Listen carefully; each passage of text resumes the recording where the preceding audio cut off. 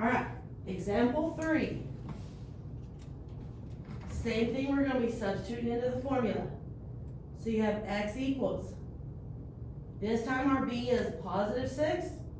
So the opposite of positive 6 is negative 6 plus or minus the square root. This time when I calculated b squared minus 4ac, it came out to a negative 20. All divided by 2a. Now if I simplify that one, I'm left with negative 6 plus or minus the square root of negative 20 divided by 14. Now everything that y'all covered so far and where we're at this year, if you have a negative under the square root, we've never been able to take the square root of a negative number. Okay? Square root of a negative number, even if you check it in your calculator,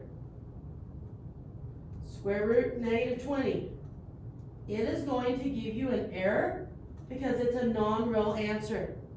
Okay? Non-real answers are when we get into imaginary numbers. But since we are not to imaginary numbers, when you end up with a negative number under your square root, you are done working that problem for now, and you're going to have no solution. And again, if you look at what our discriminant tells us we should have no real roots. Okay?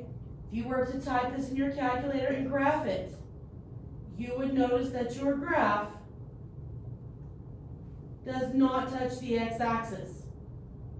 So it has no solutions. Okay? So we're going to do one more example, example 4, where we have to simplify a square root. And then after that, I want you to try a few on your own.